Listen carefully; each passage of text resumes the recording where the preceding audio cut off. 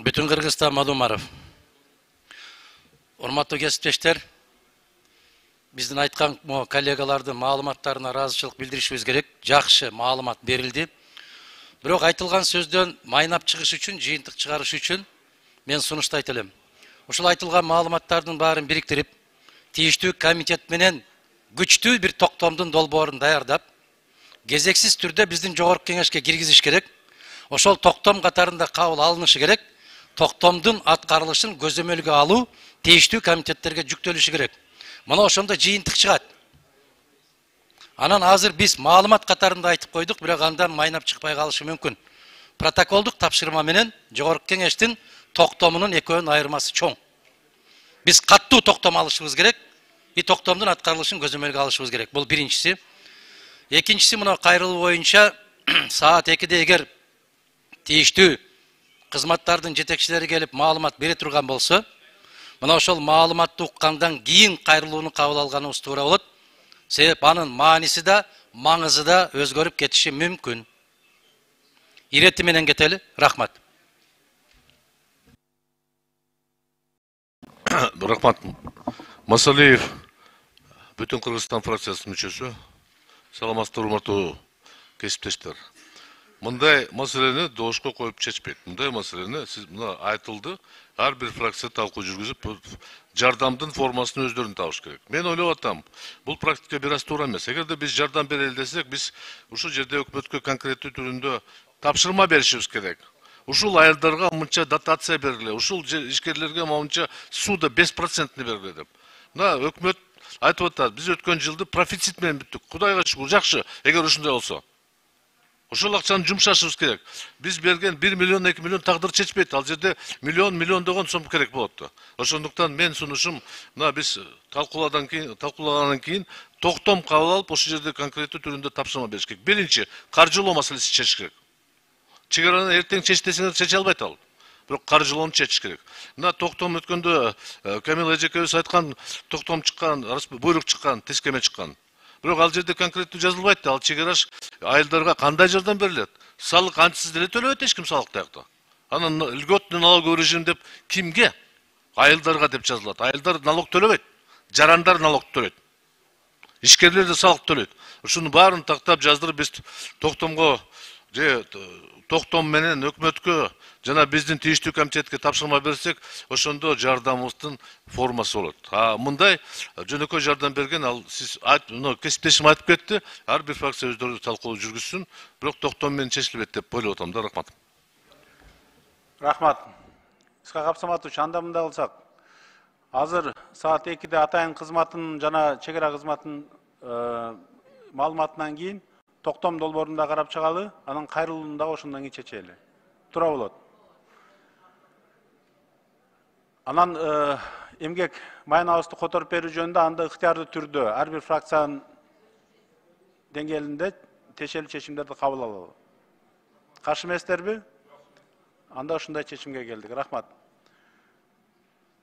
Экинчи микрофон процедурный. Рахмат.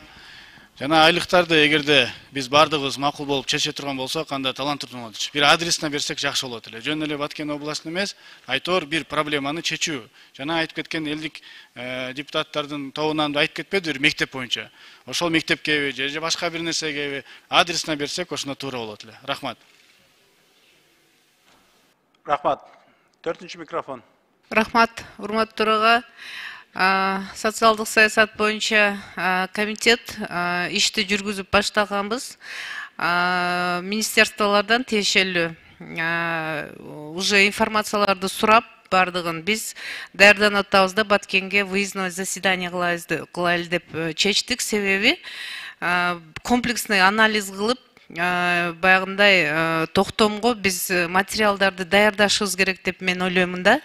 Азыр уксак, эгерде бул жерде дагы депутат коллегаларыбыздын сунуштарын бардыгын обобщать этип туруп, анан жакшы выездной заседание кылып туруп, анан токтом даярдабайлыбы биздин комитет?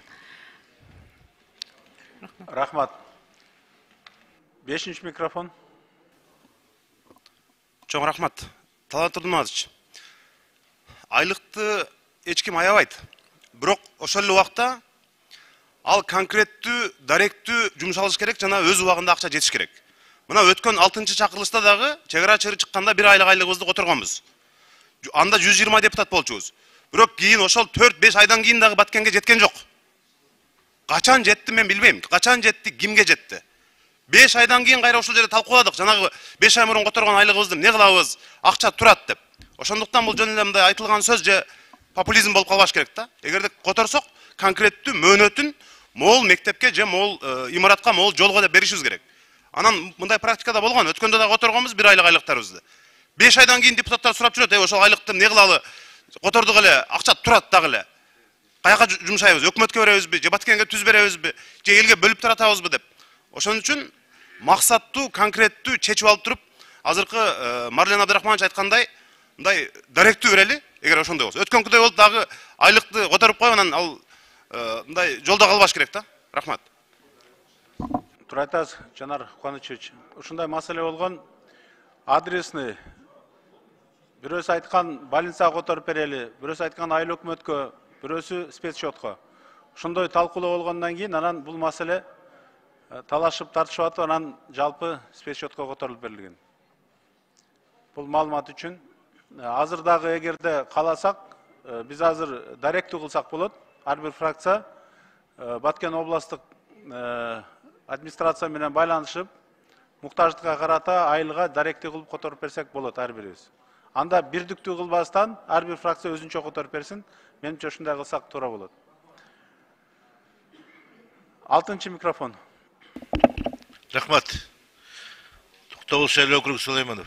Талант Тугач, мен бул маселенин мындай жаралганын билген эмесмин, что былтыр мурунку 6-чы чакырылыштагы которгон акчаңардын дарекс болуп калган, анан 5 айдан кийин анан каяка которобуз деп сурагандарын.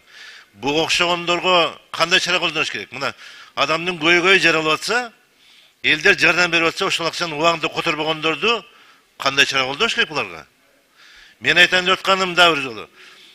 Биздеги пандемия убагында которулган акчаларды максаттуу пайдаланбай, элдер стабилями өлүп атканда желип кеткен акчаларды билесиздер баарыңар. Мына азыр элдин согуш болуп аткан жерде, чыр-чатак болуп аткан жерде акчаны убагында которбогон ал эмне деген чиновник алар? Мына ошолорду дагы жана токтомдордун бардыгына толук камды камтып, алардын жоопкерчилигин камтып, жана Жанар инем айткандай, убагында жетпеген болсо, значит ага өтө чоң тереңдиктеги маанилүү чара колдоnuш керек ага. Рахмат. Маалымат иретинде айтып коеюн, ошол учурда дагы парламенттин өкүлдөрү бардыбыз, депутаттар чогуу барганбыз, жеринен көрүп, анан жалпы өкмөт тарабынан дагы тиешелүү жардамдар көрсөтүлгөн. Бирок парламент биз жалпы каражатыбызды бирдиктүү которуп, анан бир маселени өзүбүз жогорку кеңештин жекече жардам менен чечип берели деген ниет болгон. Ошондуктан фондко келип түшкөн акча каражат. Бул боюнча Баткен областынын депутаттары менен иш алып барылган.